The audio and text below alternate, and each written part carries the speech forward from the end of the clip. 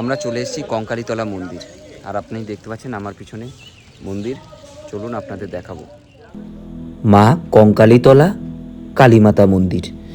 কঙ্কালীতলা পশ্চিমবঙ্গের বীরভূম জেলার অবস্থিত একটি বিখ্যাত সতীপীঠ। কিংবদন্তি অনুসারে এখানে দেবীর সতী কঙ্কাল বা কোমরের অংশ পড়েছিল, তাই এই স্থানটির নামকরণ কঙ্কালীতলা হয়েছে।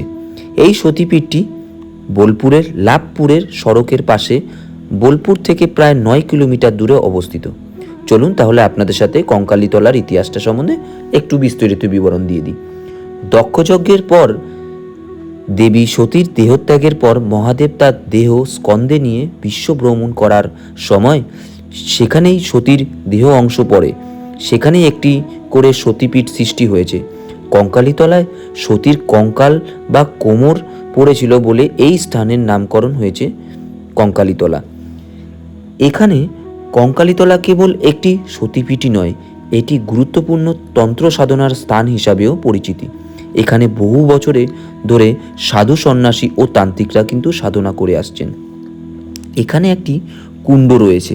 কঙ্কালীতলা মন্দিরের পাশে একটি কুণ্ড আছে, যেখানে কিছু পাথর দেখা যায়। অনেকে মনে করেন এগুলো সতীর দেহের অংশ এবং প্রতি 12 বছর পর পাথরগুলো তুলে পুজো করা হয়। তন্ত্র সাধনার জন্য কিন্তু কঙ্কালীতলা বিশেষ বিখ্যাত। কঙ্কালীতলা শ্মশানটি কিন্তু গুপ্ততন্ত্র সাধনার জন্য বিখ্যাত। কঙ্কালীতলা 51টি সতীপীঠের মধ্যে একটি এবং এটি হিন্দু ধর্মাবলম্বীর জন্য একটি গুরুত্বপূর্ণ তীর্থস্থান। লোক বিশ্বাস অনুসারে এখানে দেবী সতীর কঙ্কাল বা কোমর পতিত হওয়ায় স্থানটি পবিত্র। এখানে এলে ভক্তরা মানসিক ও শান্তি লাভ করেন। কঙ্কালীতলা মন্দিরের কুণ্ড আজও বহু ভক্ত পর্যটকের কাছে আকর্ষণ বিন্দু হয়ে আছে। এখানে কিন্তু মা স্বয়ং কিন্তু কোনো মূর্তি রূপে নয়, এখানে ফটোতেই মা বিরাজমান। কঙ্কালীতলার মন্দির ও কুণ্ড উভয়ের ভক্তদের কাছে আজও ভক্তি শ্রদ্ধার স্থান রয়েছে।